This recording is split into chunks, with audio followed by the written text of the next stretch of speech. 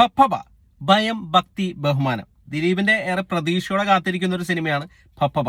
ദിലീപ്, വിനീത് ശ്രീനിവാസൻ, ധ്യാൻ ശ്രീനിവാസൻ, ദേവ്ജി, സലീം കുമാർ, നമ്മുടെ മോഹൻലാൽ ഒരു ഗസ്റ്റ് റോളിൽ വരുന്നുണ്ട്. അപ്പൊ മൊത്തത്തിലൊരു അടിപൊളി ആക്ഷൻ എന്റർടൈൻമെന്റ് കോമഡി മൂവിയാണ് നമ്മൾ പ്രതീക്ഷിക്കുന്നത്. ഈ സിനിമയുടെ ട്രെയിലർ റിലീസ് ആയിട്ടുണ്ട്. ട്രെയിലർ ഒന്ന് കണ്ടുനോക്കാം.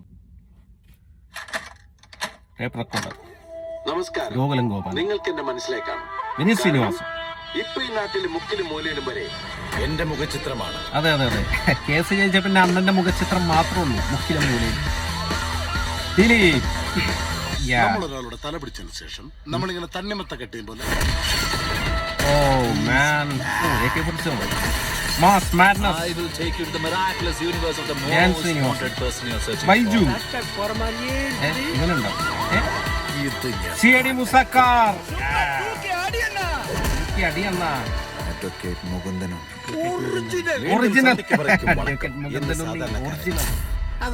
സാധാരണക്കാരൻ അതിപ്പോ പറയാൻ കഴിയില്ല.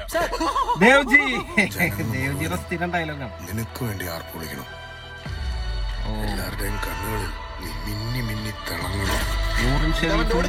ഹസ്ബൻഡ് കൂടിയാണ് സ്ക്രിപ്റ്റ് എഴുതിയിരിക്കുന്നത്. അതായിരുന്നു ഞാൻ കാത്തിരുന്ന എന്റെ കംബാക്ക് മൊമെന്റ്. ജനപ്രിയ നായകൻ ദിലീപ്, വിനീത് ശ്രീനിവാസൻ, ധ്യാൻ ശ്രീനിവാസൻ. സത്യം താൻ കടമയെ ചെയ്യും. വരുന്നടാ അണ്ണം, വരുന്നടാ. അതൊരൊന്നൊന്നര കാലമായിരുന്നു.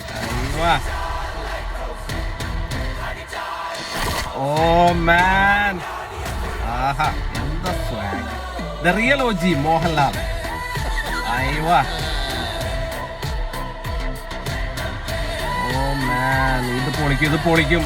ഓ ഈ നടത്തം ഞാൻ എവിടെയോ മതിയാ.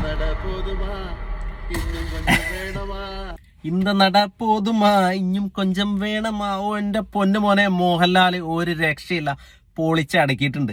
അപ്പൊ മോഹൻലാൽ എന്തായാലും സീൻ തൂക്കി എന്നുള്ളത് ഉറപ്പാണ്. എന്താ സ്വാഗ്, എന്താ ലുക്ക്, ആക്ഷൻ.